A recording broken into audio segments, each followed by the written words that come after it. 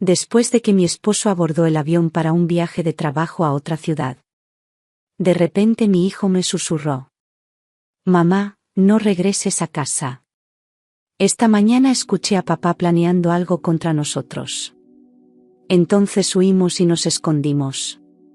Y quedé en shock cuando vi la verdad. Me llamo Valeria Montes, tengo 34 años y durante mucho tiempo pensé que llevaba una vida tranquila, casi perfecta.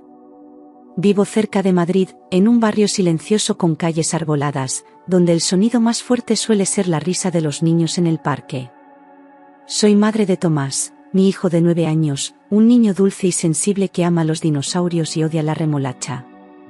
Llevo 11 años casada con Julián, un ingeniero respetado y meticuloso, de esos que nunca llegan tarde, nunca levantan la voz y nunca olvidan una fecha importante. A ojos de todos, éramos el retrato de la estabilidad y el éxito, una familia discreta pero admirada.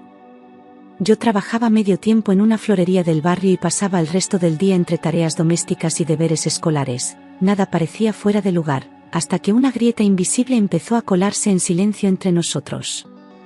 A ojos de todos, éramos una de esas parejas ejemplares que parecían sacadas de una postal, siempre juntos, siempre tranquilos, siempre correctos. Los vecinos comentaban cómo Julián llegaba puntual cada noche, cómo Tomás era un niño educado, cómo yo parecía una mujer feliz.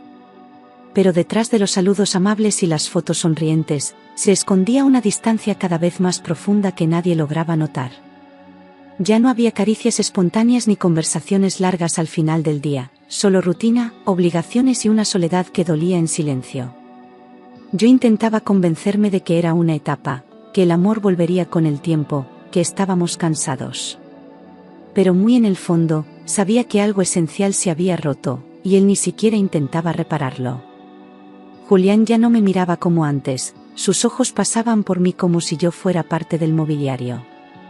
Sus respuestas eran breves, sin emoción, y muchas veces ni siquiera levantaba la vista del celular. Pasaba horas en el estudio con la puerta cerrada y cuando le preguntaba algo, respondía con desgano. Empezó a ausentarse con frecuencia, alegando reuniones que antes no existían. Y cada vez que lo escuchaba hablar en voz baja por teléfono, algo en mi pecho se apretaba sin saber por qué. Una mañana, mientras preparaba el desayuno, Julián bajó con la maleta hecha y me dijo que debía ir a Barcelona por trabajo. Su voz era seca, sin una explicación clara, como si yo no tuviera derecho a preguntar. Le pedí detalles, pero solo repitió que serían unos días, sin mirarme a los ojos. Ni siquiera tomó café, salió casi con prisa, como si huía. Algo en su forma de irse me dejó una inquietud que no pude nombrar. Tomás y yo lo acompañamos al aeropuerto porque él mismo lo pidió, aunque su actitud era distante. Me dio un beso rápido en la mejilla, sin ternura, y abrazó a Tomás como si lo hiciera por obligación. Sus ojos estaban vacíos, su sonrisa no era real. Lo vimos alejarse sin volver la mirada, mientras Tomás apretaba mi mano con fuerza. Nunca imaginé que sería la última vez que lo vería caminando libre entre la gente. De regreso a casa, el silencio dentro del auto se hizo pesado. Tomás, siempre tan hablador, miraba por la ventana sin decir palabra, con los ojos apagados. Le pregunté si estaba bien, pero solo asintió sin convicción. Algo en su expresión me heló la sangre, una madurez repentina que no era normal en un niño. Llegamos a la escuela y no quise insistir, pero mi corazón ya no estaba tranquilo. Esa misma tarde, al recogerlo de la escuela, Tomás subió al coche y se quedó callado durante varios minutos. En un semáforo, sin girar la cabeza, dijo en voz baja: «Mamá, no regreses a casa esta noche».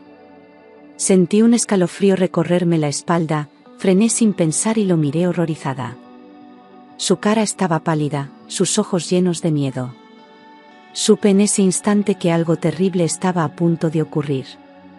Con la voz temblorosa, me contó que esa mañana había escuchado a su padre hablar con 2 hombres en el garaje. Dijo que hablaban en susurros, pero alcanzó a entender una frase que lo dejó helado: «Va a aparecer un accidente».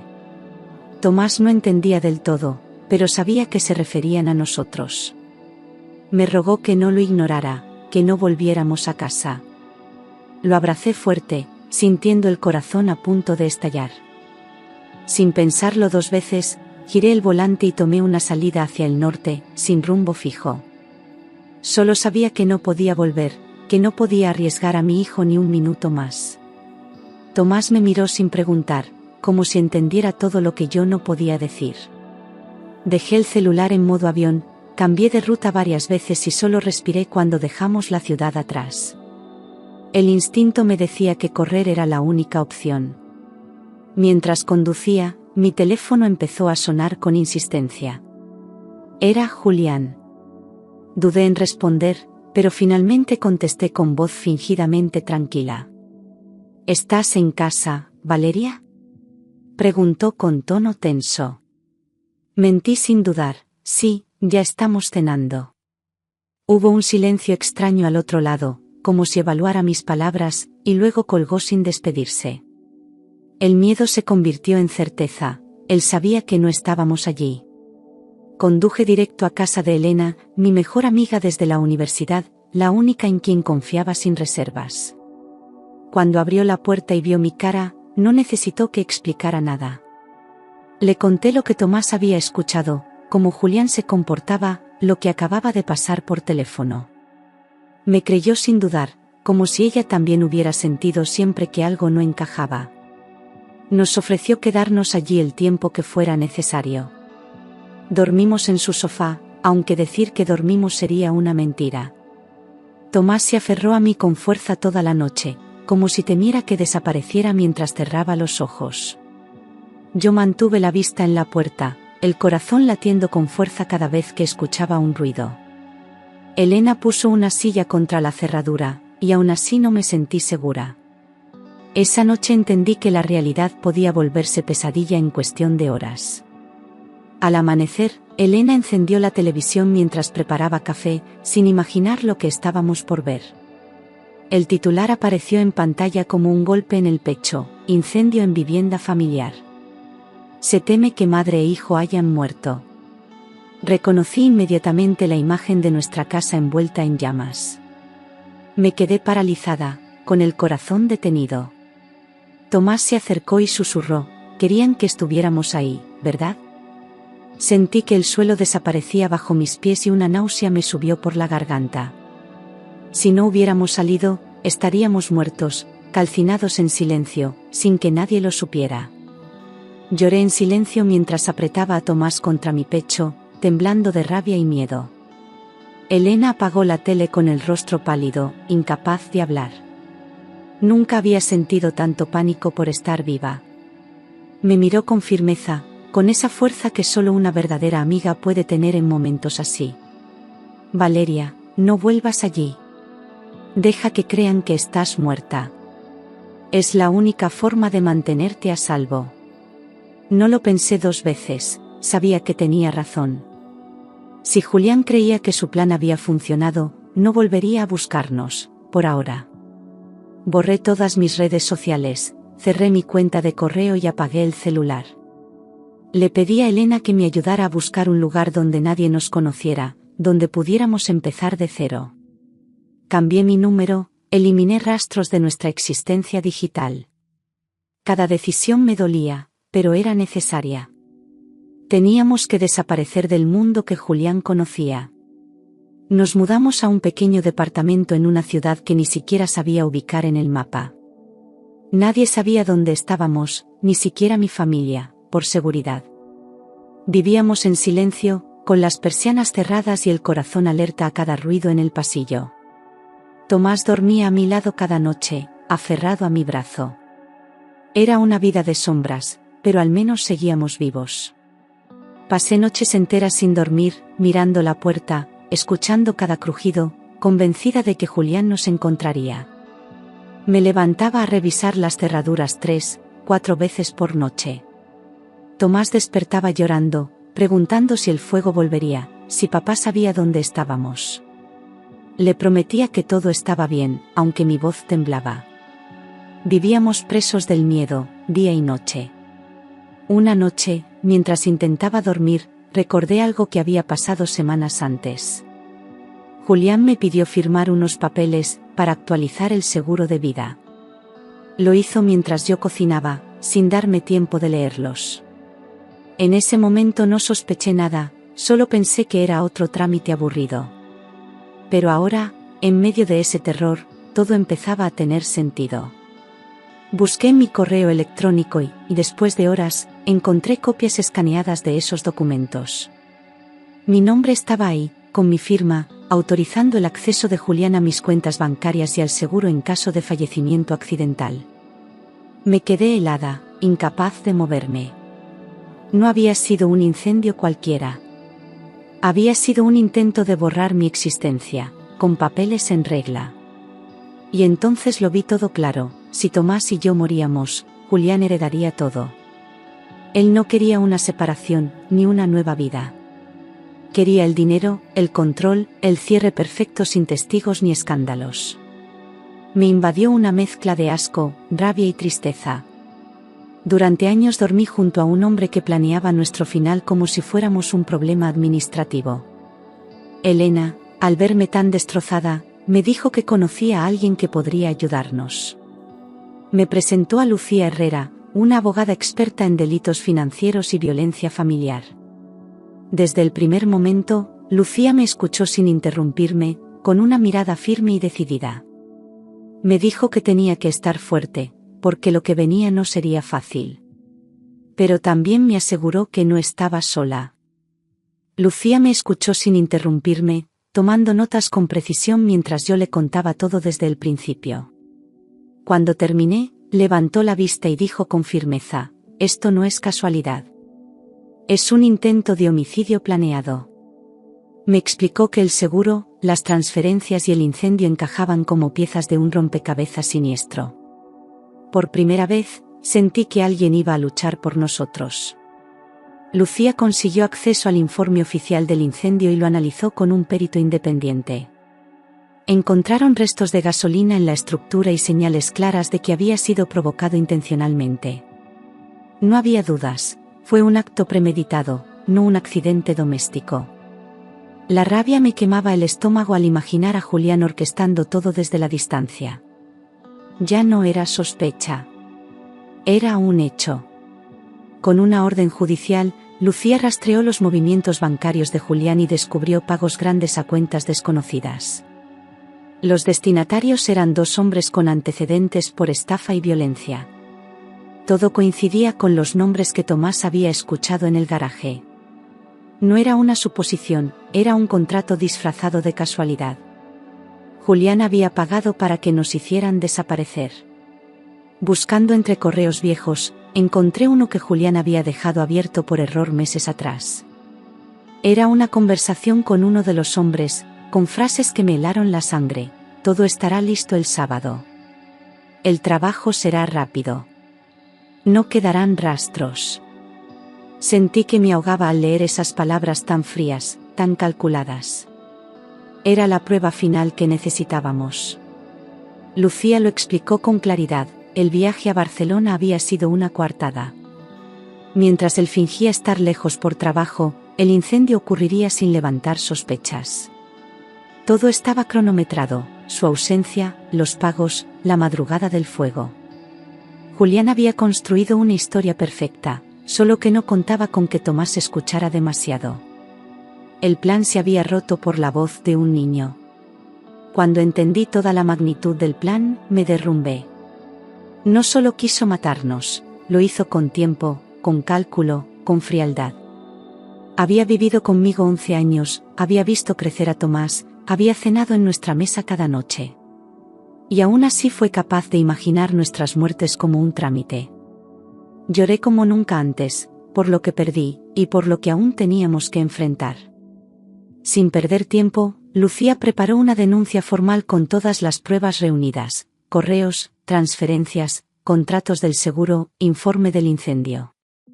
Cada documento era una bala contra la mentira de Julián. Entregó todo en la fiscalía y solicitó medidas de protección urgentes para Tomás y para mí. Su determinación era lo único que me mantenía firme mientras el miedo volvía a crecer. Los días siguientes fueron un tormento. Nos manteníamos escondidos, sin salir, sin hablar con nadie más que Lucía y Elena. Cada ruido en el pasillo me hacía saltar, cada sombra me parecía una amenaza. Vivíamos entre sobresaltos, esperando una llamada, una noticia, algo. El tiempo pasaba lento, pero yo sabía que la justicia se estaba moviendo. Solo necesitaba resistir un poco más. Una mañana, Lucía me llamó con voz cortante pero triunfal. Lo detuvieron.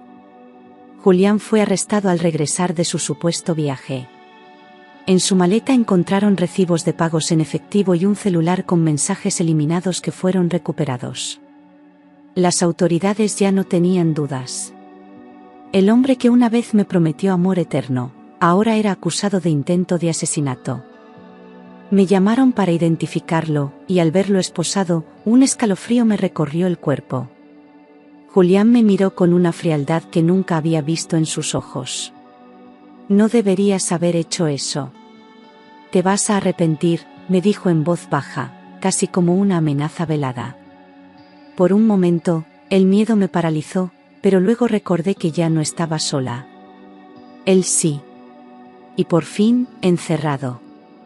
Tomás fue llamado a declarar en una sala cerrada, acompañado por una psicóloga y por Lucía. Con voz baja pero firme, contó lo que había oído aquella mañana en el garaje. Describió las palabras de su padre y el miedo que sintió, sin omitir nada. El fiscal lo escuchó con atención, conmovido por la claridad y el dolor de un niño que no debía cargar con eso. Fue el testimonio que marcó un antes y un después en el caso. A los pocos días, la policía localizó y arrestó a los 2 hombres que habían sido contratados. Uno de ellos confesó casi de inmediato, aceptando que Julián les pagó para provocar el incendio mientras la casa estaba ocupada. Tenían antecedentes y sabían que las pruebas los hundirían si no hablaban. Sus declaraciones coincidieron palabra por palabra con los correos recuperados.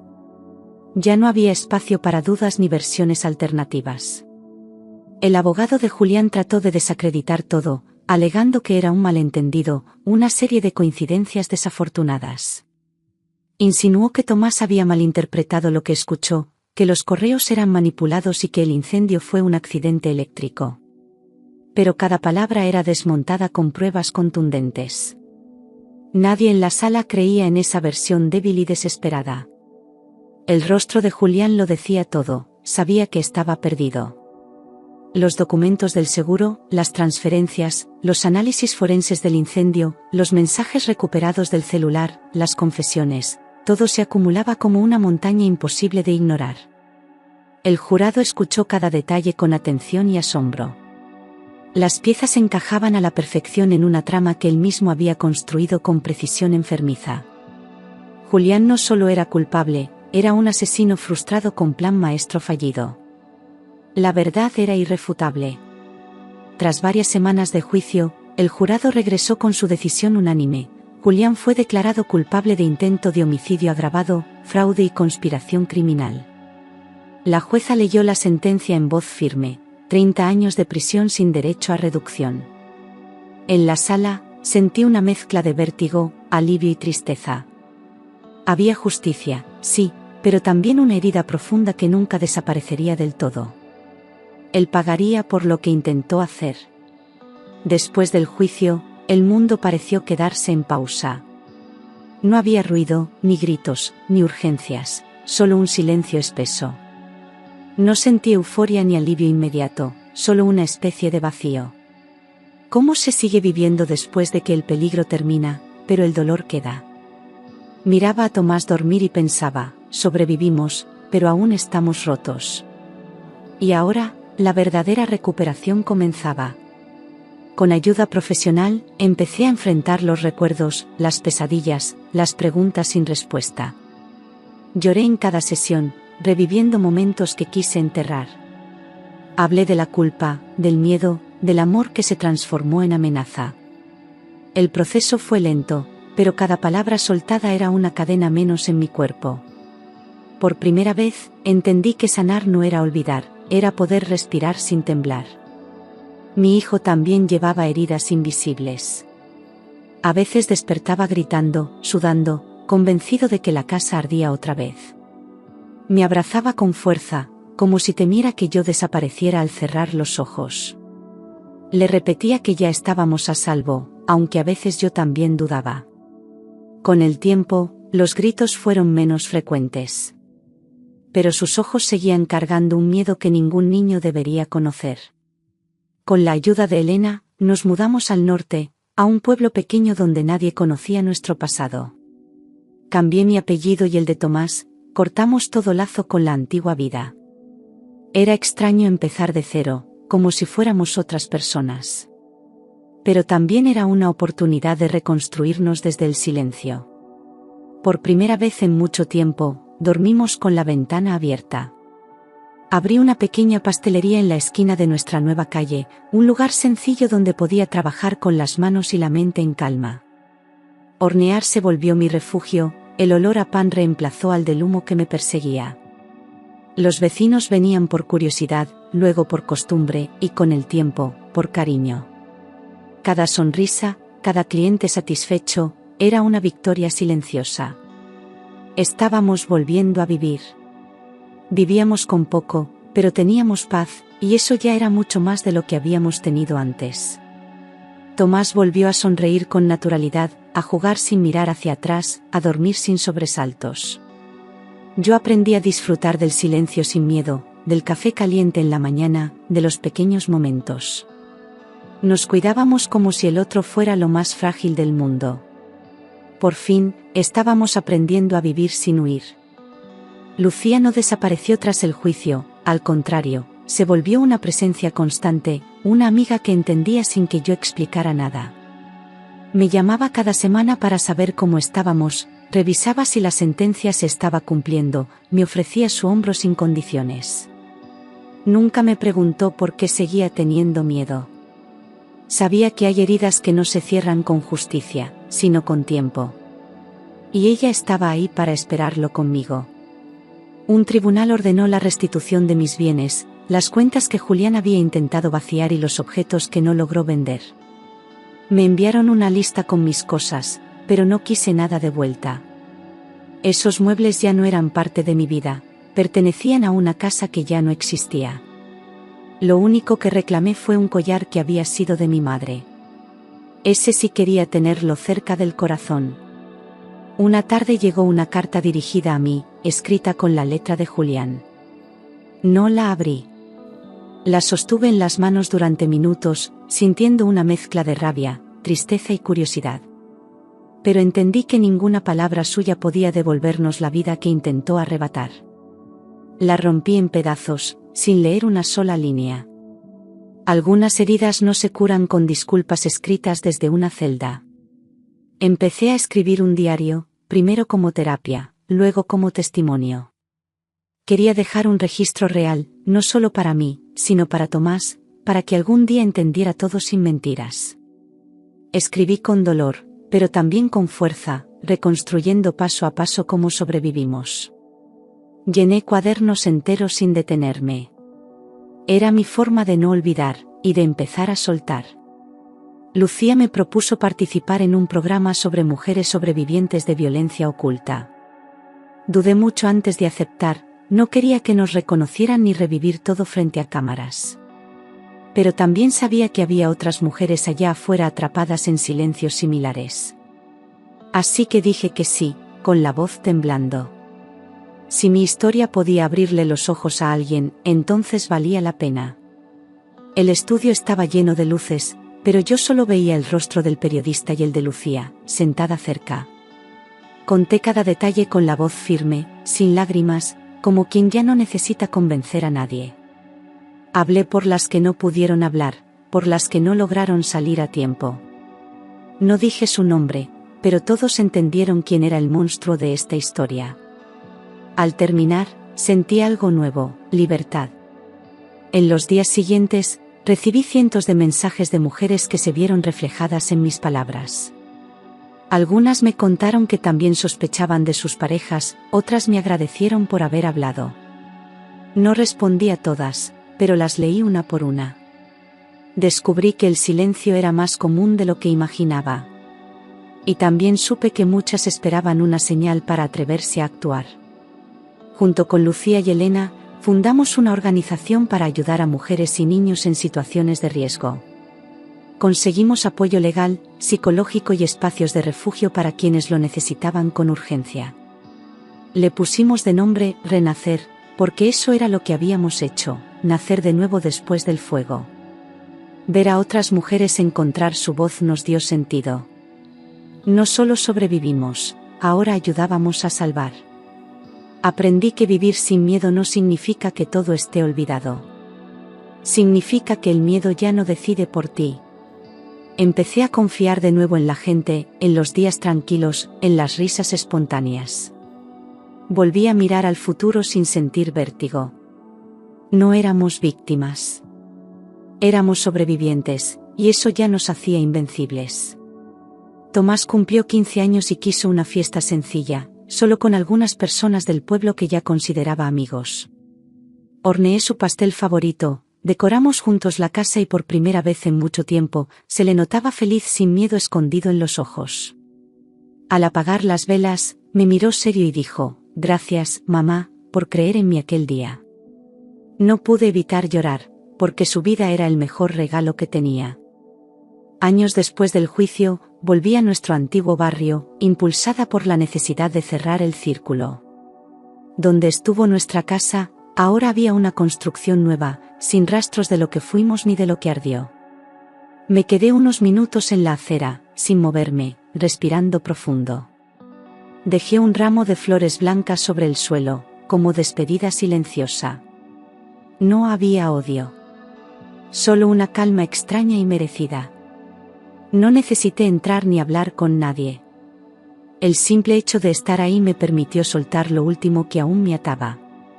Cerré los ojos y visualicé a Tomás corriendo por ese jardín, como lo hacía antes de todo. Ya no dolía recordarlo. Lo que dolía era haber callado tanto tiempo. Pero al abrir los ojos, supe que lo peor había quedado atrás para siempre. Paseábamos por un parque lleno de árboles altos cuando Tomás me tomó la mano, como cuando era pequeño. No dijo nada durante un rato, solo miraba al cielo con tranquilidad.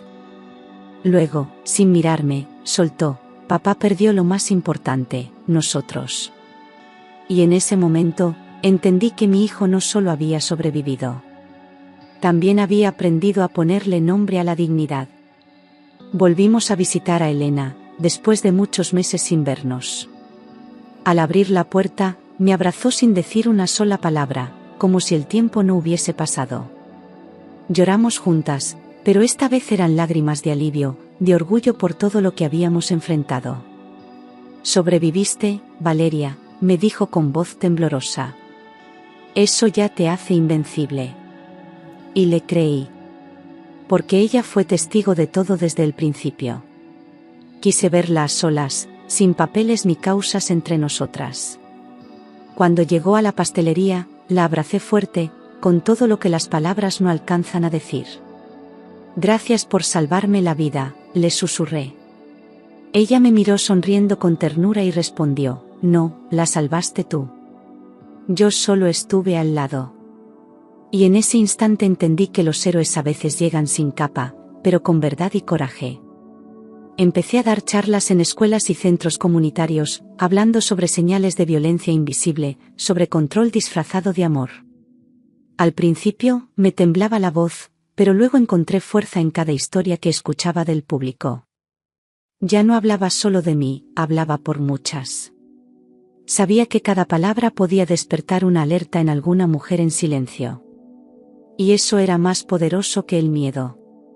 Fui invitada a un congreso sobre derechos humanos, donde compartí mi testimonio frente a una sala llena de activistas, jueces, educadores y sobrevivientes. Al terminar, me ovacionaron de pie, pero lo más valioso fue cuando un adolescente se me acercó y dijo: «Gracias, ahora entiendo que no estoy loca por dudar de él». Sentí que todo el dolor vivido tenía propósito. Había transformado mi historia en herramienta. Uno de los cómplices, que había negado todo al principio, también fue llevado a juicio y finalmente condenado. No hubo acuerdos, ni salidas fáciles. Recibió una sentencia firme por intento de homicidio y asociación criminal. Cuando me lo notificaron, solo asentí en silencio. No sentí alegría, pero sí justicia. Todos los que participaron habían pagado. La impunidad no ganó esta vez. Pasé mucho tiempo cargando rabia y resentimiento, pero un día entendí que no podía vivir atrapada en eso. Perdonar no significaba justificar ni olvidar, sino liberar mi alma de un peso que no me correspondía. Me miré al espejo y me dije en voz alta, ya no soy víctima, soy libre. Lloré, sí, pero con alivio. Había dejado de tener miedo, incluso de recordar. Con lo poco que teníamos ahorrado y la ayuda de la fundación, compré una pequeña casa con jardín. Quise que fuera nuestro verdadero hogar, no un escondite. Planté flores, colgué cortinas claras y dejé que el sol entrara por todas las ventanas. Sembré un olivo en el patio trasero, símbolo de vida nueva, de raíces firmes y ciclos que se renuevan. Era humilde, pero era nuestro, sin sombras del pasado. Tomás lo llamó el árbol de la vida, y cada día lo regaba como si cuidara algo sagrado.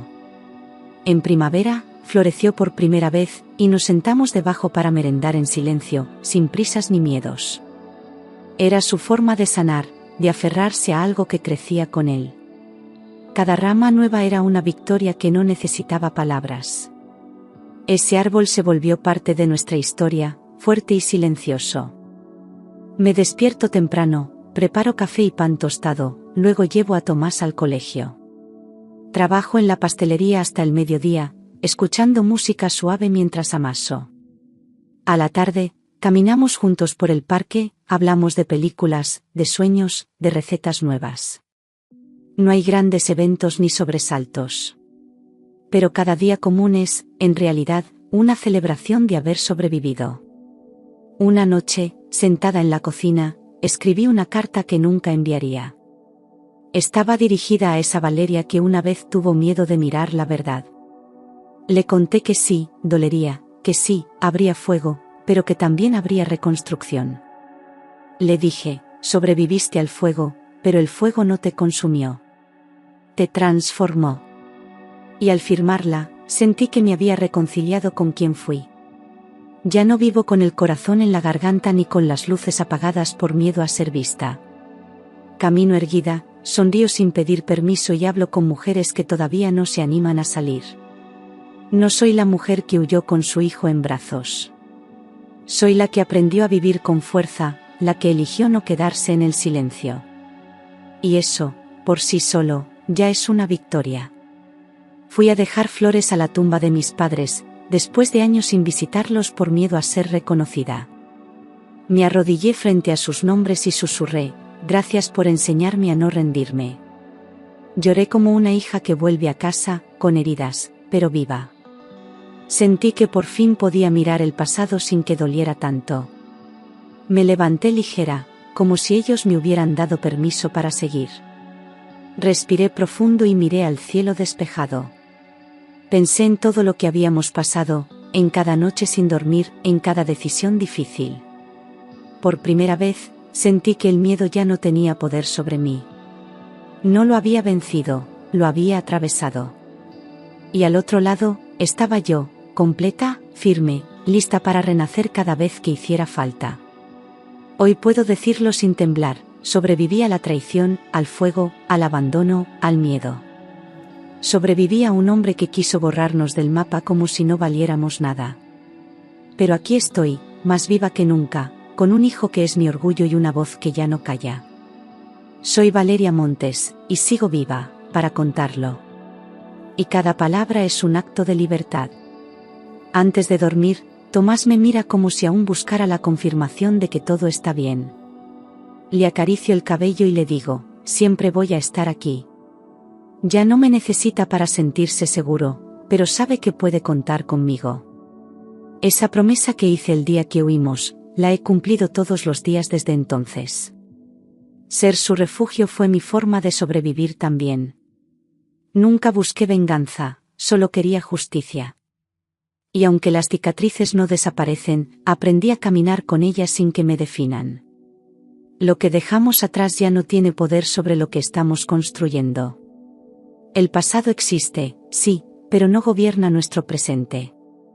Hoy somos luz después de tanta oscuridad, y eso nadie nos lo puede quitar. A veces, cuando camino por la calle con Tomás, me sorprendo mirando a los hombres que se cruzan con nosotros. No los reconozco, pero mi mente, por un segundo, busca peligros que ya no existen. Me cuesta aceptar que estamos a salvo, que nadie más nos persigue. Pero luego él me sonríe, y recuerdo que la libertad no se siente de golpe. Se construye, paso a paso, en la rutina de los días tranquilos. Y eso estamos haciendo. Volvimos a Madrid una vez, de visita breve y sin avisar a nadie. Caminamos por el centro como dos turistas invisibles, observando un mundo que ya no nos pertenecía. No pasamos por nuestro antiguo barrio. No hacía falta. El pasado ya no tenía fuerza sobre nosotros. Había sido duro, sí, pero lo habíamos enfrentado con dignidad. Y eso nos dio paz. A veces Tomás me pregunta por su padre. No con tristeza, sino con una curiosidad que le nace desde la necesidad de entender. No le miento, pero tampoco lo enveneno con odio. Le digo la verdad con respeto, que hay personas que eligen el mal y que nosotros elegimos vivir. Él asiente en silencio, con la madurez de quien ya ha sobrevivido más de lo que debería. Y yo lo abrazo, como siempre. Con el tiempo, abrimos otra sede de la Fundación Renacer en otra ciudad. Cada mujer que entra por esa puerta lleva en los ojos la misma mezcla de miedo y esperanza que yo alguna vez tuve. Las escuchamos, las protegemos, las ayudamos a encontrar una salida. No salvamos a todas, pero sí a muchas.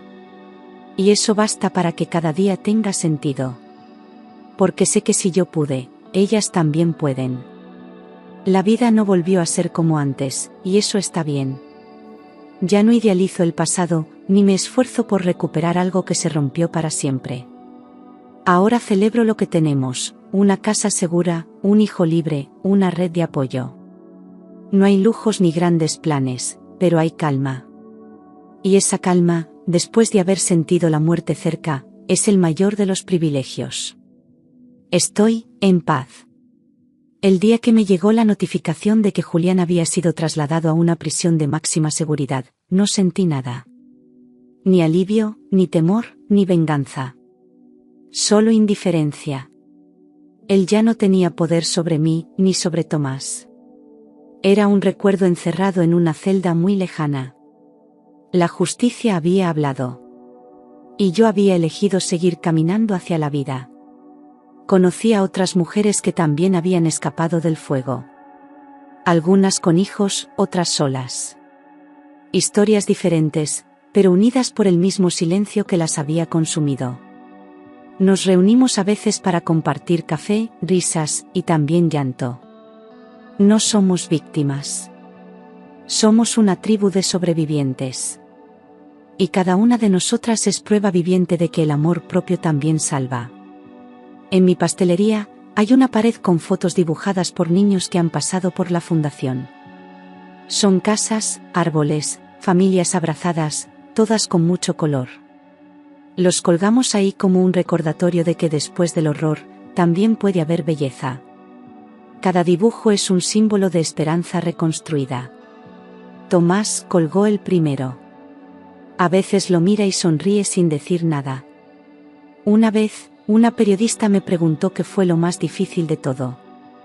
Pensé en responder, el miedo, pero dije la verdad, lo más difícil fue no dudar de mí misma. Porque lo primero que un abusador intenta destruir es tu confianza.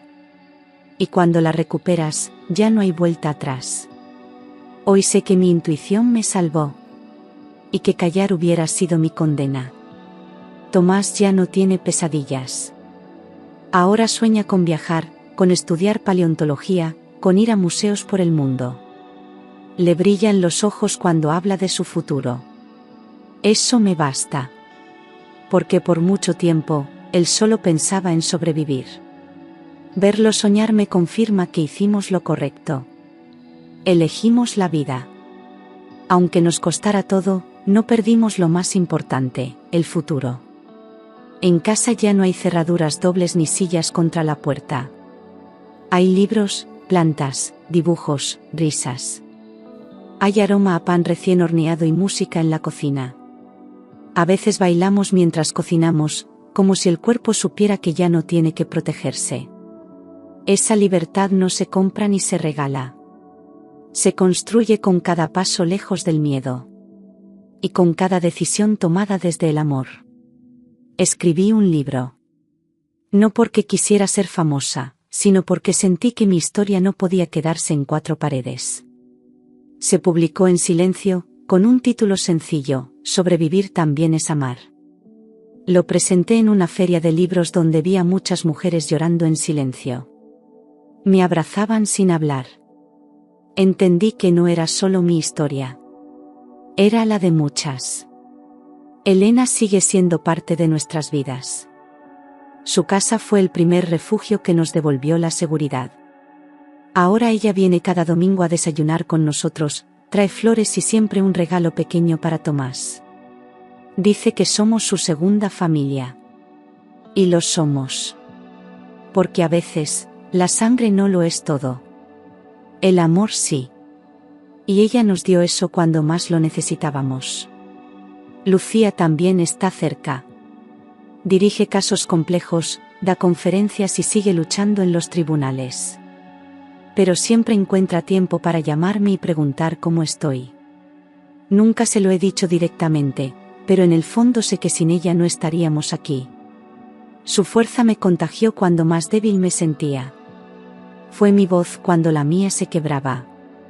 Y siempre le estaré agradecida.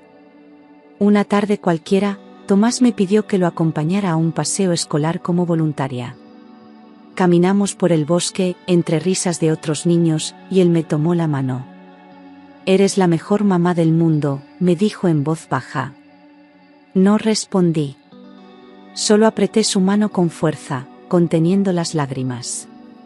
Porque esa frase, viniendo de él, era más que amor. Era perdón, era reconocimiento, era orgullo. Ya no siento vergüenza de haber callado por tanto tiempo.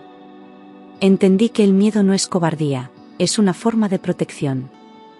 Pero también entendí que hablar puede ser lo más valiente que uno hace en la vida. Mi voz salvó mi vida y la de mi hijo. Y ahora uso esa voz para salvar otras. Porque cuando una mujer habla, muchas otras se atreven a escuchar. Y a actuar. El olivo en nuestro jardín ya tiene ramas gruesas. Lo podé con mis propias manos, como quien cuida un tesoro. A veces nos sentamos bajo su sombra a leer o simplemente a mirar el cielo. Es un árbol silencioso, pero lleno de significado.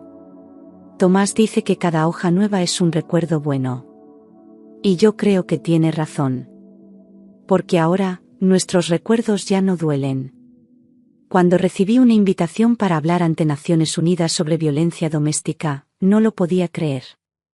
Pensé que era un error. Pero no lo era.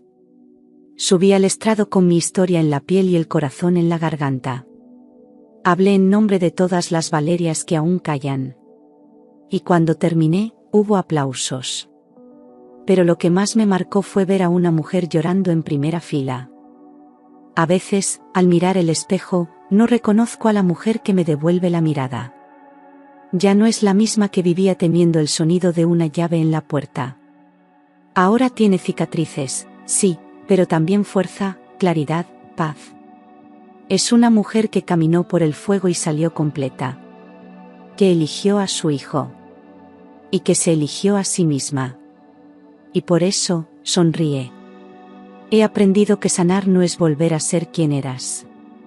Es convertirte en quien necesitabas ser para seguir adelante. Tomás lo entendió antes que yo. Su madurez me enseñó a ver la vida con más compasión. No somos lo que nos hicieron, somos lo que decidimos construir después. Y nuestra vida, aunque marcada, está llena de belleza. Porque sobrevivir también es crear. Nunca volví a amar a otra persona de forma romántica. No porque no pueda, sino porque aprendí a estar bien sola. a conocerme, a disfrutar de mi compañía, a no depender del amor ajeno para sentirme viva.